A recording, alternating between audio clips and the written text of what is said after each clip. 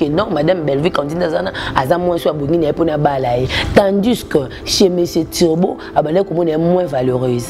Alors que mon est tina monte, alors mon aime soit ba choix n'était ba goût n'était bonine a été ou soit azaba tout ba ja on a la ligne qui était. Il arrive à d'autres personnes, ba bala na kana ba c'est peut-être comme sous musala. 15 ans, 10 à 20 ans. Mais il y a peut-être une année, 2 ans, à commettre un stade, il y a un balle bien, à ça mis tout cas, à ça la voyage Dubaï, Turquie, partout, à Yaka. Mais tandis que, bisous tout le en église, tout ce cas là qu'on soit monté. Débat c'est comploté que entre eux, Jules Batelli, Sylvie Poison, Sylvie Akoufi. Vous êtes sur Top Media TV. Bonjour mesdames et messieurs, bonjour Balandignon, c'est à Top Media TV. Je suis heureuse d'être encore parmi vous aujourd'hui.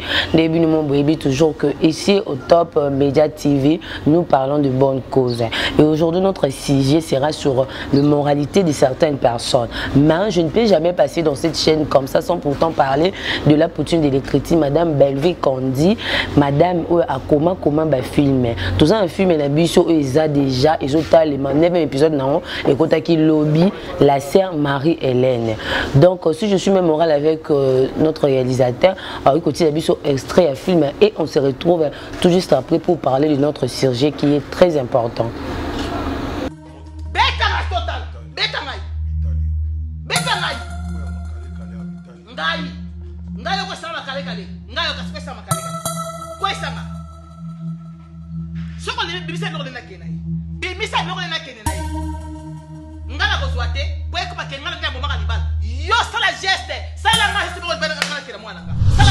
Mais non, attendez, non,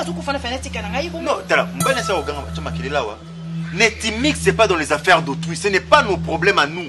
Maman, c'est vrai, on peut compatir, mais toi, qui t'a donné cet ordre-là d'aller dire n'importe quoi? Est-ce que tu as déjà dans la Bible?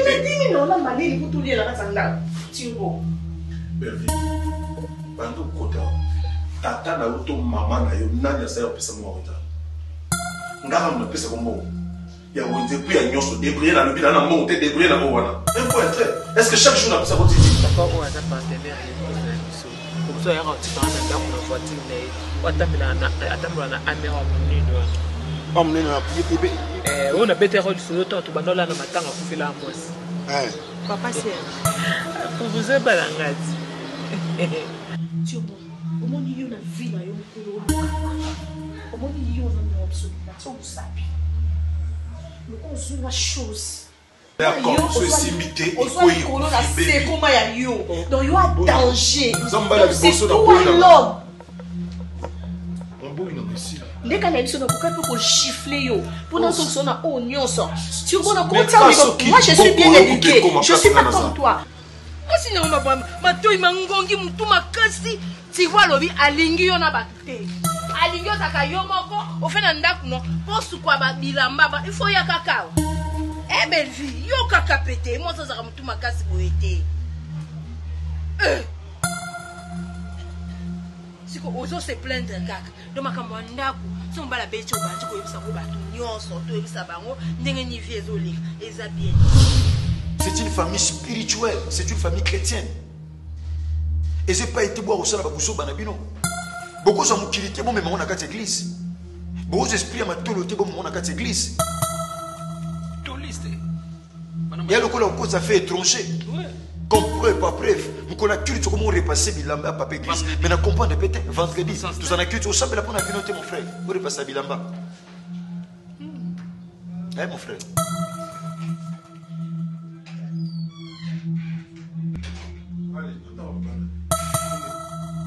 Fatigué.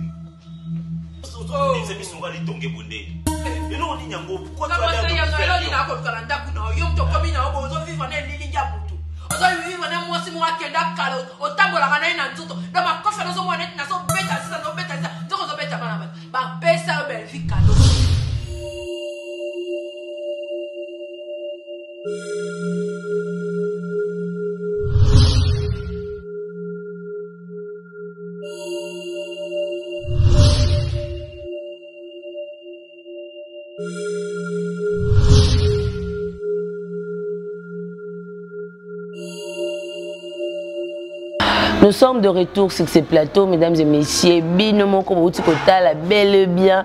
Donc la sœur Marie-Hélène, le film est de Madame Belleville Condi, la poutine de l'écriture. Donc le lot toujours l'importance ou soit l'immoralité. Il y a des belé dans la société, mais tout ça, non, tout qui est non, côté il y a théâtre, il y a biso, sœur Marie-Hélène. Oh, biso, tout là, même épisode non, Ezala qui déjà lobby. Je crois bien avec la poutine de l'écriture, Madame Belleville Condi, hier et là la caté, je crois peut-être 10e épisode, le gars au côté non, peut-être le lot ou soit demain, mais assez que moi je cherche que le lot et que au côté non déjà. Donc le film la biso, Ezo lobby là vraiment nini. Bon, gars, sœur Marie-Hélène. Film la biso premièrement d'abord tu es d'abord le papa ou bazal le papa Tirbo. Donc premièrement d'abord je salue papa Tirbo dans un rôle non incarné vraiment bien parce que on loana et simbi vraiment na yo et ça l'aime vraiment bien. Donc papa ou bazal le papa Tirbo. Vous tabassez vos femmes à la maison, bosez Valère à moi si na yo té, kobeta moi si na yo. Peut-être il se disait lui que moi si il y a là ceux qui vous avez qui n'a le quoi copain libanda tant que vous communez les libala ils sont différents. Vous vous posez des questions pourquoi est-ce que c'est différent? C'est différent par rapport à quoi? Peut-être à bombaki comportement naïe ou à qui quoi afficher à bombaki. Tant que vous avez un bandit la qui ça et le comment t'es que le baquet moi c'est libala et bon que azana bijou à bien azana bijou à cher azana or naïe azana le qu'on a mon que je garantis que donc l'avenir qui peut-être côté quand on sortit du Cameroun comme la bio là moi c'est pas asungi mais tant que mon bal zo ba que vous moi c'est libala ba chaîne tout ça non moi c'est libala ngolo ba kati que faisant moi chaîne moi ya bien moi le moi ya bien eux ko sungai li kameyaka ba maman bazo anda biso boti la biso dans ba commentaire il arrive des fois que mobile non peut a commis peut-être ici comme à souki yebe mobile ozana osungi moi si ozalana plutôt osungi oyebi c'est non papa poto ba c'est le ko be photo sala bi photo zala boule mais non celui que moi c'est ngo azarata na moi le moi ya malunga tende tu quoi ba jar ba bijoux azana ngote que ego sala ke esunga bino na eloko moko obete boteki yango bosungi mwana na malade obete urgence mo eyeli bino na famille esungi bino pe. Donc exemple à ne pas suivre loko la bato baza loko la papa Tirbo na ndenga jouer na rôle na ye ya ko beta ka maman Belleville ya ko vimbisa ye ya ko humilier na donc na quartier na commune surtout na ba voisin ou ba vanda ki na ye ezali vraiment malamu te. Donc ba papa o baza loko papa Tirbo bo kene mbangu na Belleville TV bo s'abonner kuna boki ndebe otala film oyo sœur Marie-Hélène ekosunga bino pour que ba comportement na bino wana agressive bo meka un peu ko changer parce que elle écrit bien ba film na pour que et ça ba conseil pour que aider batu mususu ba témoignage eza belé so bo monde ba vidéo na biso ya kala boko yo ka ba témoignage eza belé même tonton tata lo ba kango do ba témoignage eza vraiment belé ezo soulager batu belé. Bah tout le coup là papa Tirbo bo ki ndoko la film wana bo changer et ko aider biso nyonso moi si ozomona valeur te na kati ndaku ozomona za sans valeur azi le côté na misu na soti o mona vraiment non moi so aza peut-être misu ba choix na ngate ba guna te pour nini obala ki mais libanda okipe ko za valeur pour na mutu moko exemple ka le ko na film oyo ya biso oyo nini sœur Marie-Hélène bino mon bomoni maman Belleville Condi na ndaku ya papa sœur ya papa papa Tirbo azaki vraiment na ba valeur rebelle déjà comme si abandé ko négliger abandé ko moni moins valeureuse azaki na donc yé pona yé azaki na ba valeur vraiment te donc il se disait lui-même non na nyoko la yé na pesa ba mbongo ko kati ya ba wende pour que natala la réaction à madame Belleville Condi oncle pe madame Belleville Condi azaki na bien éduqué abandé ko lukate ke ba benda na soki ndenge nini bande ko zonga na ba place na ya mobile abandé ko lingate moi ça bande ko négliger ok libanda madame Belleville Condi la poutine de l'écriture azalaki intéressante pour na monsieur Serge non botala kande monsieur Serge soka tiki na ye sœur Marie-Hélène bango so bana église sika moko atiki sœur Marie-Hélène aye ko luka madame Belleville parce que motema na convaincre pe nzambe ne alobele que non madame Belleville candidat zana azamwa so abongi na pona bala ye tandis que chez monsieur Tirbo abane ko mona moins valeureuse ana ko mona na tina monte ana mona em so za ba choix neta ba guna neta bongi na été ou soit azaba tout ba jaonga la linga kete il arrive à d'autres personnes ba bala na kana ba c'est peut-être musala omoni musala osala etindaye peut-être pour que ba pesa ba opportunité belé na musala na ba oyebisa que non il faut na nous au bala ba mona on a moi alliance moko boye ou ba mona on a moi quelque chose tu vois bon ba mona on a moi quelque chose mais il y a un précipité peut-être que au bala mais misu ba balaka la motema na bango te ba misu ba balaka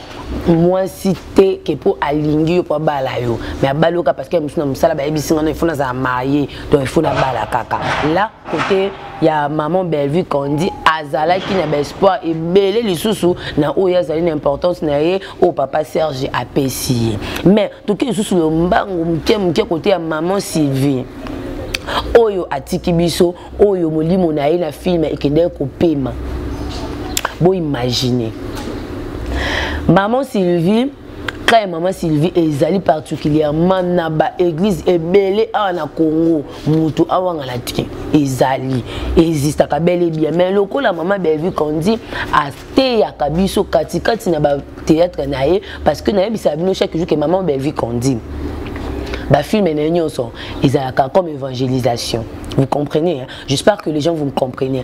Donc bateau bazo comprendre le film mais ba comprendre que film batia quand ba commentaire boye bisa biso ba suggestion na bino ba remarque na bino ba critique na bino ils ont aidé biso pour que toi améliorer musala na biso na lolenge o esengeli. Sinon makambo lekani na église ya papa et ameza makambo elekanaka na ba église ebele o eza awa na Congo na biso. Tu peux imaginer muto ino sans problème juste parce que oya kana ba témoignage no ya malamu nzamba osalela peut-être on a dit bana nga na vandi malamu nga mobile nga to vandi kimia nga mosi nga to vandi kimia biso to bunda kate to soigna kate mobile no azanga moi quelque chose to za moi véhiculer oza na voiture na yo mwanda kuna eza moi stable oza makambo surtout kitoko mobile bube ba to église ba osepelate apo anika moi si wana yende kandi de église to ko tika ye biso to bana na église depuis ka biso to zo te pona nini kaka ya zo zwa. Est-ce que tu as le temps pour le non? Est-ce que tu as le temps pour avant le bac pour nani yazwaka côté wana si connaît pas ce zozo dans le film oh ya sœur Marie il y a madame Bellevue qu'on dit maman que je profite directement de Salim madame Marina là-bas elle a bien incarné son rôle et madame Dada est-ce que vous remarquez le que les cannes dans le film wana bango ba yokeli Sylvie Mutema Zoua parce que ayaka na ba témoignage nzamba zo salela ye bango ba ebisi ba sali complètement ba lobi pourquoi est-ce que nzamba salela rakaka ye a salela ka biso te donc biso depuis to église to ekala to sali 15 ans 10 à 20 ans mais il y a peut-être une année 2 ans a comité na stade ya ma bala bien azana ba mituka asala ka ba voyage Dubaï Turquie partout ayaka mais tandis que biso to en église tout ça là ko zo ngote nde ba se comploter que entre eux, Teli, Sylvie Poison, Sylvie Akoufi. L'église est belle le Congo, et autres tambola bongo. Moutoyo que le zou na loko salité. Est-ce que tu peux imaginer église, le lieu saint? Et si tu as ko sembela nzambali misama bena biso akango la biso na ba captivité ya famille, o bakanga ba mabala, bakanga ba mabota batu, bakanga ba vie ya batu dans le quartier, dans les avenues, ba bisika to kota ba kunda batu na kati ma mapango. Et ça là qui babiloko wana mususu e ko kuto nyati makolo na wana e musu baloba ke bato ba nyati makolo na o amona ki na ba oba okota bango soto ba oleka na kati ya singana lokwa singa matembele donc yo yene église pour que nzamba longola e mususu ba singa o bakanga na famille minyololo ba chômage okota na famille yo e ko sambela pona ngote oye pona ozwaka ba parti bikiri osala ka ba kiri ovandi côté na yo botonga mutu wana bovandi la kumba mutu na église esili oyebi na église bato baza so église esili babetani ma copine ezala raté bango mpandi so monika bato babetana ba ma copine manani panani bango suka na bango basuka kaka omona kiti 3 4 5 basali mo ekiri na mo bavandi pour bakomi na komba mutu ya ngwana to yo mona na kati ya film madame Bellevue Kandi madame Marina avec les Sylvie Mutema Zoua souka film souki wa ba ko boma muninga mais comme si Dieu est toujours juste comme si nzamba boma na sima maloba ya basali na ye comme si nzamba révélaka basali na ye na sima nango pasteur titulaire ou soit le visionnaire de l'église ayeko monake madame David, madame s'il vous plaît madame Marina là-bas et sa petite bakomaki na niveau ya ko boma muninga mais basala ko wanga na menzamba sali kaka ke Donc la petite sœur quand on m'a maté à lobby yango jusqu'à ce que pasteur à lobby il faut ba loba yango ba singa pardon na église mobimba ba yango ke bango muto ba ôter vie à muto. Mes frères et sœurs, pourquoi vous pouvez arriver jusqu'au point il y a ko ôter vie à muto juste parce que muto na asomba ta moi lamba asomba moi ça pas tout alata moi alata moi ba griffe faisait belé quoi na Congo yo ou bete libane mboka a voyager ka ou bete oyebi nini ça n'était pas comme ma place wana. Yo zui obité na bomaye pour que na mona kaité. Tu vois la jalousie. La jalousie premièrement ça crée haine et crée la haine ya makasi na vie ya mutu. O linga mutu te juste à salon et l'autre côté. Yo linga été. Vas-y directement chez Belleville Candy. Abonne-toi là-bas et puis t'as la film wana et ko changer ba morale na yo pour bazali ba misu bazango ti na mutu ba misu no ba bomina nte.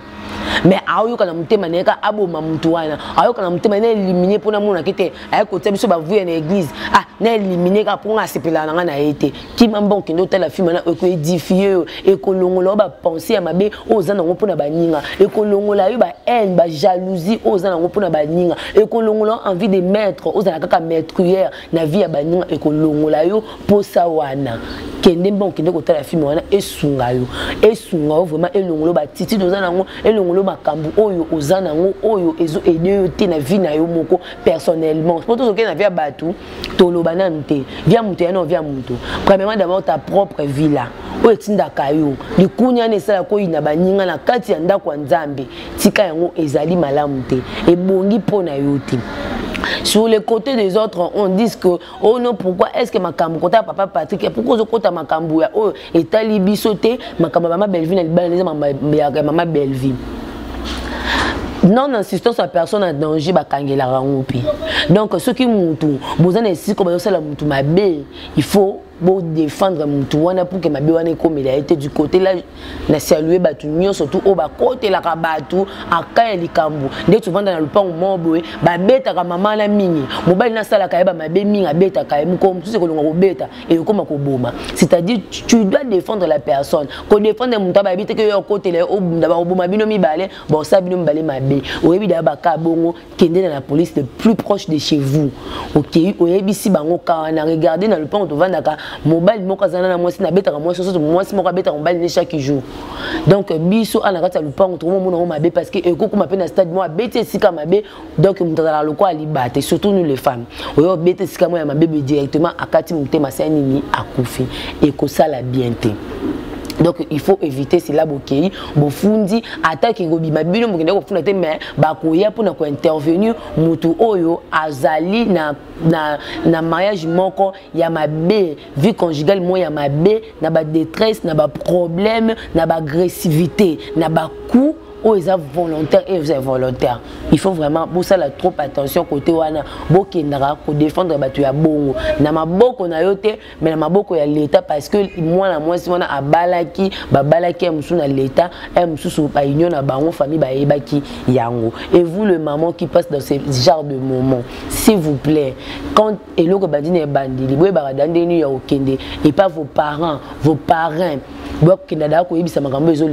à cause de beaucoup cachés au kufa nanda kwa libala o ba beta ka chaque jour quoi papa tibonda bande ko beta maman Belleville et kozala vraiment malamu te sinon yango pena ezaki vraiment lokola si je na biso ya lelo vraiment mingi te mais il faut to lobela ka film parce que film zo koma déjà na souka nango ya madame Belleville quand dit elle a la kate.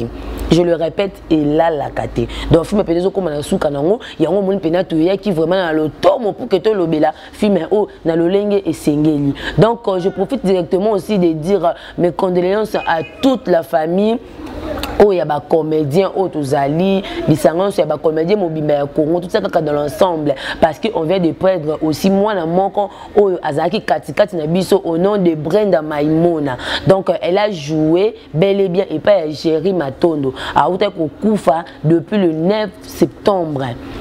na tongo nde basango yaki et pendant na batando ike batando inene le quoi na ba réseaux sociaux no smartphone donc la cause de sa mort to ebi yango pena parce que bon webi soki muta kufi makambelo ba maravome belé tellement nous ici nous supportons pas des antivaleurs to qui jamais koya na fausse information pour que to sabino o akufaki na accident ou akufaki na poison ou akufaki ba betaki ou akufaki na dépression ou akufaki na suicide to ki koloba yango te li campagne bomine de kona biso mingi to ebi yango te quand on aura des informations sur ce que wa kufeli bon mona ke to yana ngolo mbangu liboso na bino pona koyebisa bino ke likambu oyo elekanaki pour que madame na biso o atiki biso Brenda Maimona aiba kotika biso na kati ya mokili oyo ya Nzambe donc azongisa ki révérence na ye et pas ye moko mokondi Nzambe o asali likolo na se o yaki kolobaki na kati pe manayo donc azongisa ki molimo na ye donc à toute la famille biologique de madame Maimona.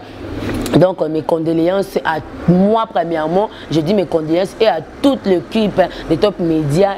Topé si bino mes condoléances na batu nyonso lisanga mo ba théâtre topé si bino ba mes condoléances na bino kasi le mbango pena tozo kende sur l'immoralité de certaines personnes et le repena on a ele pena le ko lobelande yangwana donc prenez vos cahiers, écrivez quelque part to koma et puis to suka ka wana te ba commentaire na bino ba suggestion na bino na sujet oyo botia vraiment ba commentaire ebele to lobelano likambo ezoleka mingi ngana za congolaise non lo ba ya Congo.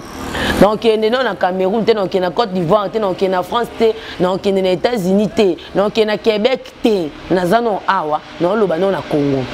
Immoralité. Les réseaux sociaux parfois et comment on peut s'en passer. Ba makamso les cas na réseaux sociaux na vandi non qui passe na motema. On pas na vandi pas la tali nous tolobaka nous les jeunes les Congolais dans l'ensemble autozali au vando talikabo pourtant on a bien dans le balikamba pays mususu te pongaza na Congo a dans le bano ya pays mususu à ceux qui s'engagent d'autres pays et tali ba on ba ta pays on ba ko le bilonde ba ligne mais moi pour le moment nous on a biso ba autoza ba congolais et des congolaises que nous sommes ici dans notre pays la République démocratique du Congo. C'est ça que la biso solution moko na makamusu o ezoleka na kati ya réseaux sociaux makamusu o ezoleka na ba médias nyonso. Est-ce que vous savez que nous sommes les seuls pays là vraiment j'assume mes mots nous sommes les seuls pays qu'on utilise mal les réseaux sociaux.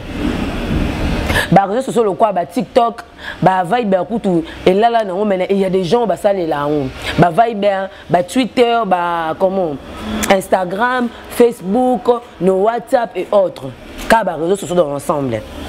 Est-ce que vous savez que nous sommes le seul pays auto-utilisant ma casse jusqu'au niveau que aucun même pas quoi imaginer réseaux sociaux au batuba koti et puis si bah immoralité belé accès na maramba buzoba toyeba na esute mukolo azanani mukolo neti nani mama papa yaya noko tata mwasi mama leki mama kulutu eyeba na esute donc excuse droit de naissance na Congo o ezala lisute depuis bakoma ko sale la réseaux sociaux mabe. Tu peux prendre une photo d'une personne qui est plus âgée que toi, ozo fingaye, o tiango sur le toile, o fingi mutwana, o sali vidéo, o critiquer, o minimiser, o ridiculiser, o quitter jusqu'à la point moko kutu orondimate o banga même pas marié te muto abali ana mwasi na ndako tu te dis toi-même ton olinga na finga non tonton o abala déjà ana bana ton bane ba yo ke sandeni ton olinga na finga tantini oyo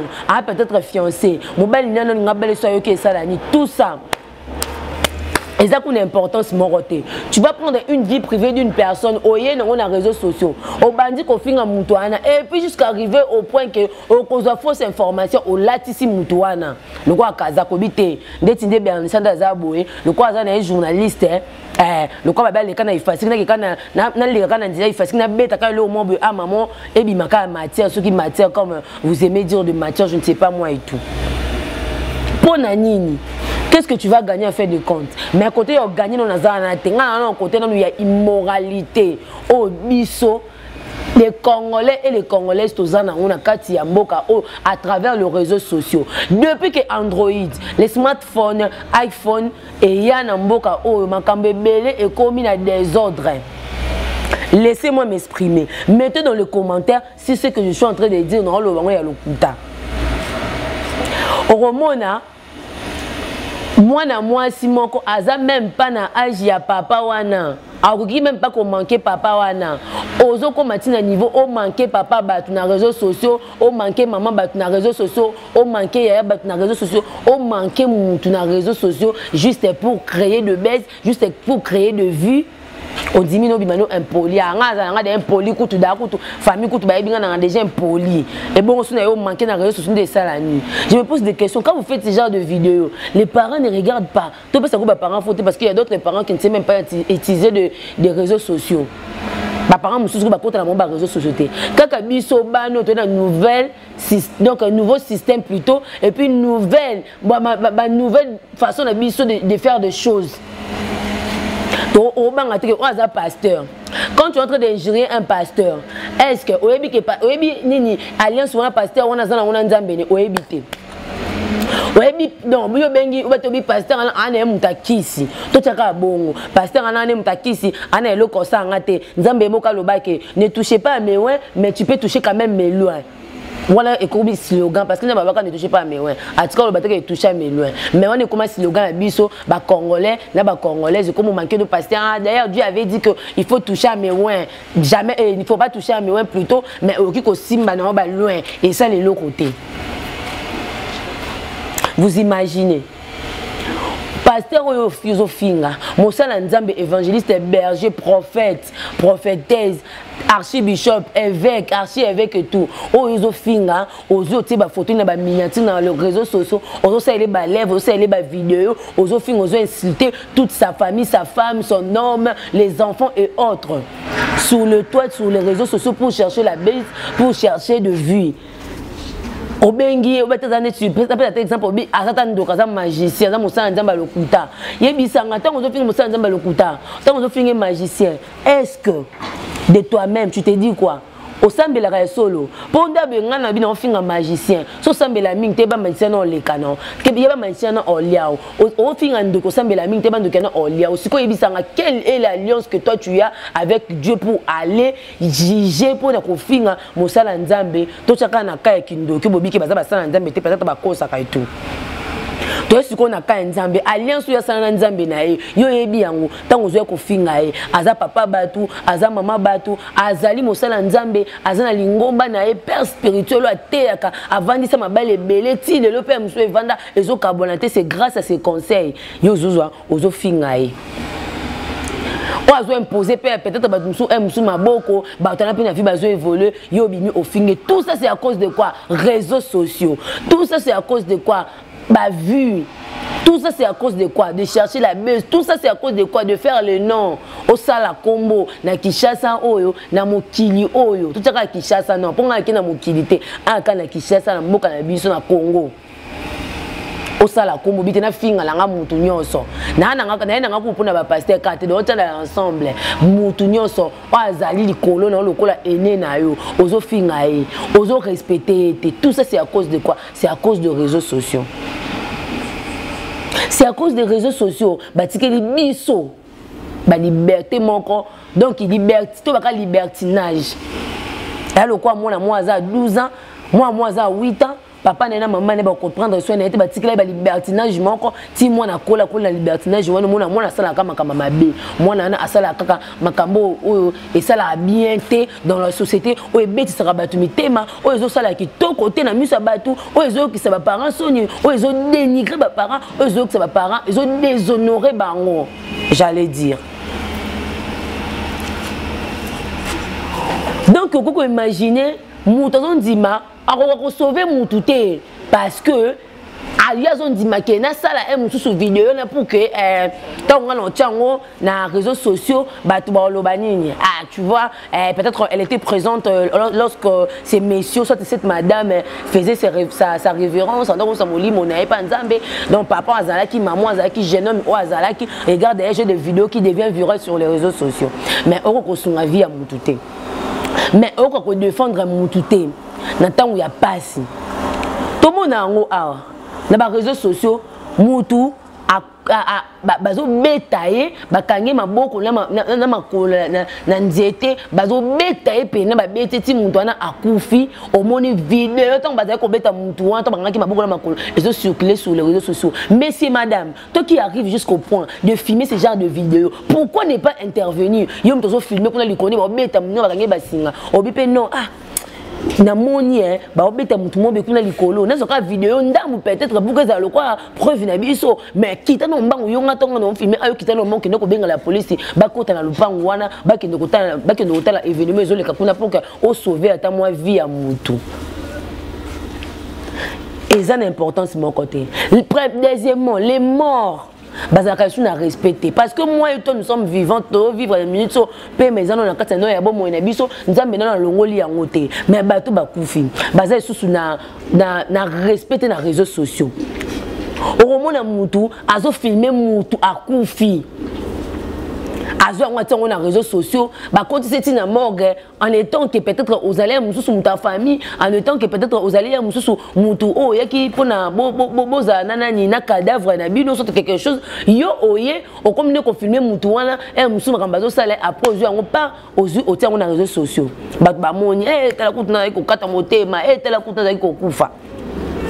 Est-ce que eza malamu tango ba android wana ezalaka te liboso banda ko le calendrier batu bana kokunda bango te batu wana banoki na sama belete donc c'est que le quoi bakoma kunda na sama belé c'est-à-dire qu'il faut qu'on filmera bango pe kenda wapi au mona mutu za ndako nzamba zo sambela azo filmer dazo sambela yo bande ko filmer nini tandis que ozaki na bande ko sola yo na nzambe idana et au téléphone au filmer avec wapi n'attends qu'on musu ya danse je peux comprendre comme ça il y a des chantres qui sont là bo yembela nzambe et tout bo bina ande ba musu abina ngebu ça se comprend to bina la biso mais en étant tu es en train de prier bon ça la nini ozo sambela shika ozo sambela ozo simbi téléphone ozo sayebisa ngai makanisi na yo eza na téléphone est-ce que ya solo ozo sola vraiment na nzambe c'est pour cela moni makambo ezo koma nani na film ya sœur Marie Hélène kuna obiso to ya église kala ye utayeka sika mamo kazwi ya mi pesi na ndenga solo Sylvain ndako sembela ndenga solo. Et puis la sœur Marina et sa petite sœur qui na bango pour na matalana yango moniti na niveau nzamba osela bango te yango ba komo le bakenza ba sali bango te ti comme na niveau pour mninga. C'est ça qui crée la jalousie. Toi tu viens à l'église c'est pour filmer d'abord ozo semble ozo filmer nzamba lolo zapi Jésus-Christ de Nazareth yo kama yipsanga apokati yipsanga est-ce que on est sur la nzambe pour au fond les mis pour enregistrer vidéo na osalaki. Nos frères et sœurs tout tikali là c'est l'immoralité. C'est tellement scrupule. Si vous avez français, je vais faire des recherches sur la BHRL pour vous amener cela. Imaginez. Il y a comme nous avons filmé dans le Chika baba ozo sambela ebisanga comme nous avons yo nanzambe to moni yango te sika moko te. Tout ça c'est quoi? C'est les réseaux sociaux. Les mal d'utiliser les réseaux sociaux que nous sommes les Congolais de la République démocratique du Congo. Nous sommes malamouté. Et puis, encore d'autres choses. Au moment où mutu azokata mutema na misu na ye ya lobite nga azotia na vidéo na filmer mutu wanda azokata mutema. Et puis ce qui peut dire maman yo pipé to ba vidéo mutu kata mutema boye poani ya te ngamna ngala zong sa pema na ye alinga kaka ku faut faire des comptes. Bosala ngondeni. Yango respect za isusuté na ba réseaux sociaux respect za isusuté au moins mutu zo bimisi photo muninga musu ya kala a changer na ba statut na ya vie a bimisi en commission ben sur les réseaux sociaux a bangati parce que bike na ngo sala ngeloko on a mal utilisé les réseaux sociaux. Et puis encore un ami à moi là quand tu as été non bête lui seulement aux le kuta au non le belo moi juste pour n'a pas ça en plaire dans émission non le balikambo est solo. Un ami à moi un proche à moi tu as quitté l'église catholique au Sambela na paix à son âme Ferdinand Bola. Donc moi na on a mobile à Kenaki pique-nique na ba camarade na ye jusqu'à ce que balé na ebite mamno lo ba réseaux sociaux ba réseaux ba ebi likambo. Moi na mobile wana a comité na niveau balanda ballon et na kati ya mai alandi ballon na kati ya mai adini na mai azotola camarade donc toi tu peux imaginer mon azotola babimis na ba téléphone bazo filmer bazo ganga il est en train de se noyer mutazate et bon on peut mettre ça tout pourquoi pas appeler batu o bazat la sécurité à parc wana pour que bas blanda bango ba mettre na ja bazalaka batiki mninga tcholi jusqu'à ce que un autre ami a kokita bi non Ferdinand c'est un garçon comique on a paroisse Ferdinand ta c'est qui sa biso Ferdinand za la malam ko le kamto so ngana otika tenga no landa Ferdinand no bimisa Ferdinand alandi Ferdinand est pas dini ba komi le quoi deux na deux wana na ebisao vidéo et ça les makaka batu ba filmer quand ba tchola tinde moko conscience na ye e ko yenda ko benga policier moko azaka na policier wana yo benga maître nage tala sko ba tano so bazui bana ni balé da ba tcholi baba benga ngoni non assistance aux personnes en danger bana da ba tcholi nde maître nageur na soda ba longoli bilamba na bango ba tikali na ba culotte na bango ba koti suna ba pona kolanda bango pour vous dire vrai c'est une histoire vraie Ferdinand et le monsieur alanda qui est et la police et le tonton maître nageur bango na minute ba bibé ba kufa déjà kala ata mutu mota bika oyebi siko kwani ba bika te soka aton Ferdinand dinaki mutu mo akende ko bela la police mbangu directement intervention linga salema mususu ba nga bazwa Ferdinand et pas policier na ba bimbe te maître nageur mais ton dimiti mutali boso ke mutami ba la ke mutami sa to ti na 4e na simalango ba to so na 4 ba seni ba kufi et puis ça en plaire mais chose choquante au monika nini vidéo ane bat bande ko ganga il s'est noyé bosimba ye adindi alanda ki ballon vidéo ane je suis pas en train de mentir tous les tiktokers bah tout ce que dans les réseaux sociaux bah yebi vidéo ane et comment viral et comment challenge buta nous comment est-ce que nous les Congolais nous réfléchissons et comment challenge on va commencer là on monte azui so moni mutaki moi parc côté moi maizali moi plage tout le monde a nini son ezoleka nde mona la bande kolela il s'est noyé ici, il y a personne qui peut nous aider, il s'est noyé et comme il challenge au moins muta jui balé na ndenga baje atongo na mai ya ebi na mai moka ya muke et comme il challenge nazaka suna mona na TikTok bono ki mutema passe na bi Seigneur comment est-ce que nous les Congolais nous réfléchissons jusqu'à ce point. Il y a moutazo kufa bozo filmer si bokomi sango cri et comme challenge na ba vidéo na binu ya TikTok c'est que je suis en train de parler je pèse bien mes mots ce sont des choses qui sont réelles et ça m'a kambozo les kana Ferdinand c'est une personne qui était très proche de moi et comme challenge à TikTok c'est trop bizarre c'est l'immoralité c'est tellement scrupule nous sommes des inconscients. Sous valeur à tout à cause des réseaux sociaux. On appelle la Kimi sous le banc parce que nous avons encore notre deuil. Vous imaginez notre deuil d'une personne qui est aussi reconnue par une chanson fameuse au nom de Farmalola, Monsieur Emmanuel, ou soit si je peux dire encore Pasteur Emmanuel, au nom de Farmalola, qui vient de nous laisser depuis le 8 septembre 2024. C'était un certain dimanche.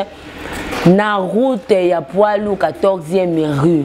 C'est là à ça la sida na simanango aibi kozong sa référence na et pas Kolo Mokeli na nyonso. Que je dis directement mes condoléances à la famille biologique et la famille artistique de Pasteur Emmanuel, Papa Farmalola. Oh ya sali la biso nzembu, une chanson fameuse. Oh et restaurant mitima batebele bazaki malade bando yebate soki ba okina ba pharmacie nyonso ba somi ba kismi bazwa traitement malonga mais batika ko bikate. Batebele bazaki na ba état critique. Bazwa ba traitement et so mon asimano batika lo bikate. Mettons ba yokanzi mo ba yebike non. Docteur par excellence c'est Jésus-Christ de Nazareth na simanango ya koyoka nzembu ya Farmalola batebele et sunga mitema batebele. Ayema pe quelque part ana yebika bengi non qu'on appareil nizaki soit tintin. Aye ko benga batu nyoso tu na vie appareil soit tintin. Yo moko imaginer na vie na yo. Ko benga combien de personnes bakangelo ba téléphone ba tiona ba liste noire ba tielo ba répondeur. Mais est-ce que au benga des gens Nzamba répondant à peso esengo à peso vina malade zaki nango na simenze mwana fameuse Farmalola et papa ya Pasteur Emmanuel o atiki biso depuis le 8 septembre 2024 au molimo neza ils ont payé pas nkolo Yesu penjo tonezali na morgue papa mais la circonstance ne va pas tikibiso. Écoutez ce que je suis en train de vous dire. Tout ça, quand on a les réseaux sociaux, donc le mal d'utiliser les réseaux sociaux. Mais c'est Farmalola que vous connaissez tous, au nom de Farmalola, par une chanson fameuse, Farmalola, qui est dans Farmalola. azong saki molimo ne panzambe boni abane ko kinilo mbango côté ya sango ya Yesu Kristo na komini ya njili. Il est des natifs de Kingabo, abotami na Kingabo, akoli na Kingabo, moi na Kingabo, abali na Kingabo, avana na Kingabo. Kasi akoma évangéliste munene atia ka liloba nzambe. Ba benge pour le service de Dieu. Aki côté liloba nzambe comme na 14e mire ambisca de salami papa a sali accident. Mais pas na moté mais que ba vidéo ils ont circulé sur les réseaux sociaux. Papa Famalola abukani likolote mais kasi likolo katana ki na niveau que oh ceux qui le loza ka vie papa Famalola ngaka tika likolo moko alingaka ifa suna makolo mibalete lokola ngai na yo ozolanda ngai anga koma handicap mais pas na moté mais que mutu akomiti na niveau de faire cette façon d'hémorragie et puis Congolais télé maintenant azo filmer ceux qui écoutent beaucoup de vidéo wana yende mutazo supplier batu azo simba batu azo supplier batu mais au moins ki batu na vidéo bazo tikaye comme si boye biété tandis que ça moi la bino ya Kingabo moi na bino ya limité asali accident na makolo la bino ce que longola ki peut être ceinture na em ou soit longola ki chemise na o kangi na likolo e katana ki wana pour que atika ko saigner parce que loko ebomi za hémorragie atika ko saigner tozaki na 14e mairie na Poilou Saint-Joseph ezali na ngambu na 14e mairie na boulevard bozi bobimine ona bokende na hôpital et puis traité à la langue c'est l'histoire de Dieu. Il allait même témoigner Jésus-Christ attends les colonels andambo alinga tika ko imbate alinga tika ko tel lo banzambe te mais on préférait au filmer na yo ndenge mutazo kata mutema à la place que tu amènes cette personne là à l'hôpital pour sa vie. Est-ce que c'est normal? Tout ça c'est quoi? C'est les réseaux sociaux. Parce qu'il y a l'ingé qui est comme viral. Alinga qui est comme viral, alinga qui est comme et ça la buzz pour que na simalango yé azoba vie yé ba s'abonner ba tout naé matanga eza pio akufa ki côté ninyo bete biso no li solo mais a okité ko yana intervention il y a papa Famalola natif de Kingabo je le répète encore akufi sur les chats na makolo ya bandeko naé ya limité Kingabo o esika botamele esika kolé le quoi bino bobi Famalola te. Ça passe mingi. C'est quoi? C'est le réseau social. Moi, je vais dire que c'est le réseau social parce que mon tour de l'ingénieur est comme un viral pour qu'il y ait abonné, vu, buzz, tout. Mais à beau ça dit que vie à mon tour qui entre la vie ou la mort dans ce manango. Choc il est qui m'a cassé parce que vidéo sur la télévision. Mes frères et sœurs, vous qui nous regardez, vous supportez Yamoté. Et cette vidéo, il n'y a pas assez. Avec tout le respect qu'on doit à ces messieurs, Emmanuel qui nous a laissé, il a fait sa révérence. On ne peut jamais mettre ce genre de vidéo sur l'étoile. Et puis, ah, la top média, tout ça la honte. Mais quand même, bateau, bateau, mon vidéo, circulé, jusqu'à ce qu'on niveau. Et donc, passer les ti à Kati, mon thème à zone ici, mon limonade, et pas un coloré sous oye, andimaka, comme ça, la bande, bon, moi, ti qui nous est payé, mon aboti, bananae. Mais passe na monté, mes enfants, que maman n'a bu sur la veuve qui est restée, elle est encore trop jeune, et puis, atika na bana au bazar mike. Tout ça, mais la canne, nzambe, appelle ça, elle, sous ma casse, mingi, na foi ou azanango, na croyance ou qui n'a pas mobile qui était papa on coupe tout beaucoup la balle mais simalango papa zong ça qui n'est qu'à molimo zamba pesa ma casse voilà ndenge moko alobi na ba vidéo ezole kanake nzamba lola apesa ye makasi ya koboko la bana parce que ceux qui na makasi na ye moko akokokate parce que bana baza mike papa Famalola akei na tango o esengela ki vraiment te aloba ki ye moko ke a vivre na vie moko ya mabe ya pasi ya minyoko ya kolela ya ba chagrin ya kosenga batu ya kobenga batu pareil na soit tete na simanango alors que longa nzambe nzamba fungola ke moi banzela na ye kasi boni ye pa lingaki ke bana na ye baza na vie ya malamu mais c'est la volonté de Dieu à part que ce soit c'est la volonté de Dieu. Mon dernier mot est aux Alabois. Congolais, arrêtons d'être scrupules. Congolais, arrêtons l'immoralité. Congolais, arrêtons cette inconscience que nous avons. Congolais, arrêtons comment on a ami à bateau, ils ont vu la mokinjamba, c'est tout le monde a pamba. Les Congolais a respecté le mort. Et ça n'a tombé à cause de la photo à mon tour, à couper au montage au catala monté, maillot au filmé, pour que autant on a réseaux sociaux, aux oba vie et qu'au sungayote. Soyons normal. Il faut tous à la rappeler dans courtoisie.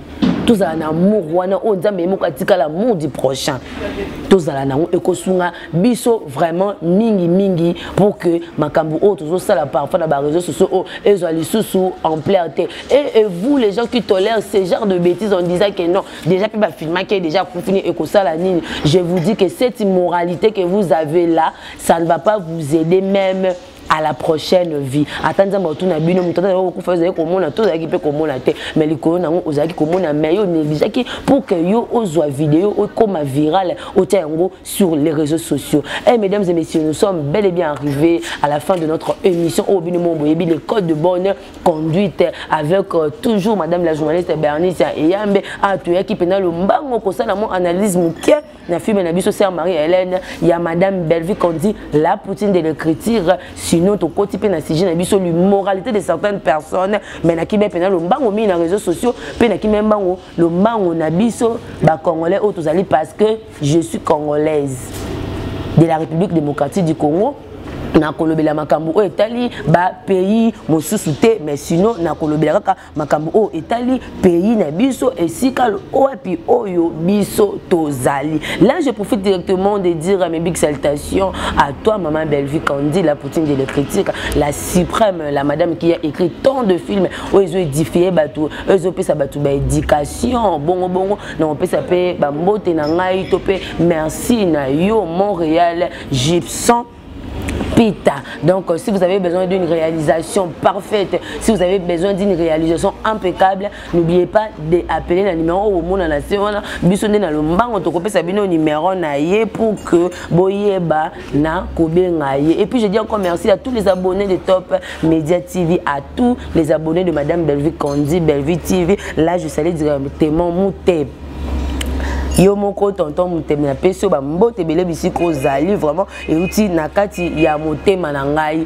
je salue tous mes amis du complexe scolaire ngenge ba oya ngai ya motema na linga bino mi bakamana na tanga bino banda primaire ti lelo je salue tous les Ifaciens et les Ifaci hein bino mo boyebi bana efasik na pesi bino ba mbote ebele sans oublier je dis encore un très joyeux anniversaire à toi Presse Bongue. Hein? Les patrons charismatiques, joyeux anniversaire à toi, le manager Kalino, la personne joyeux anniversaire à toi, joyeux anniversaire à toi aussi, tonton Kémy, comme moi-même j'aime l'appeler les bachelors à tout le monde. Ah, au bien bachelor, donc bachelor ils ont une signification quand même ébélé, joyeux anniversaire na bino, page rose na batunyon so, botami lelo à tous les abonnés de Top Media TV, oh botami lelo, joyeux anniversaire na bino ebele et où t'as vraiment nakati ya motema donc nayebi que toujours se retrouver ba kalaté pour na nouvelle session il y a émission na biso donc restez toujours branchés sur notre chaîne Top Media TV. Je vous salue, on se revoit tout juste après pour la nouvelle session d'information.